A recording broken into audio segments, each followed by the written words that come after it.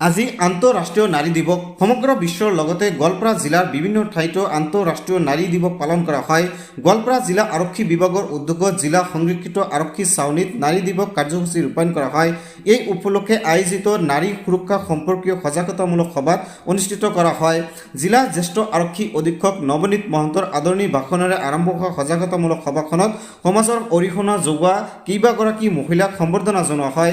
সভাখনত আইনজ্ঞ আৰু বিশিষ্ট লোকক উপস্থিতি নাৰী সুৰক্ষা আৰু পুৰুষৰ সমানে সমানে এগৰাকী নাৰী কেনেকৈ আগবাঢ়ি যাব পাৰে তাৰ ওপৰত আজিলৈকে এই সম্পৰ্কে ভাষণ প্ৰদান কৰে।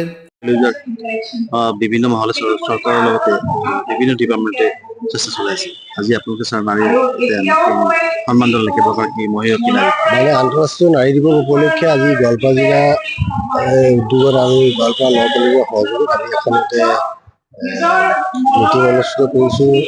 সভাৰ লগতে উদযাপন কৰা হৈছে। বিভিন্ন ক্ষেত্ৰত অৰিহণা যোগোৱা নাৰীসকলক সন্মানিত কৰা হৈছে আৰু আমাৰ আৰক্ষীত নিয়োজিত মহিলাসকলকো সন্মানিত কৰা হৈছে।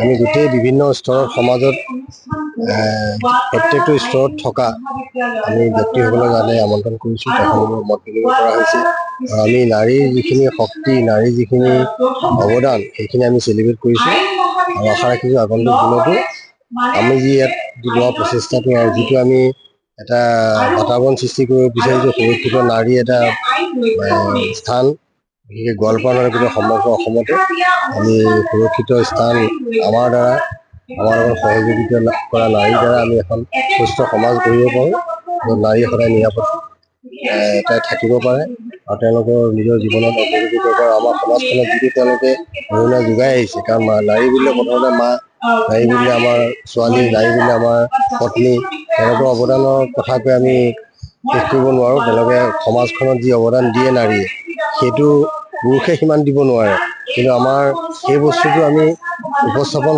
সঠিক দিশত কৰিব নোৱাৰোঁ। তাৰ এটা আমাৰ প্ৰয়াস, সকলোকে আমি আমাৰ তেওঁলোকৰ যিখিনি আমাৰ সমাজত অৱদান কৰিছে তাৰে কৃতজ্ঞতা স্বৰূপ আমি আজি অনুষ্ঠিত কৰিলোঁ আৰু আগন্তুক দিনতো আমি আমাৰ যিখিনি কৰণীয় সেইখিনি কৰিম।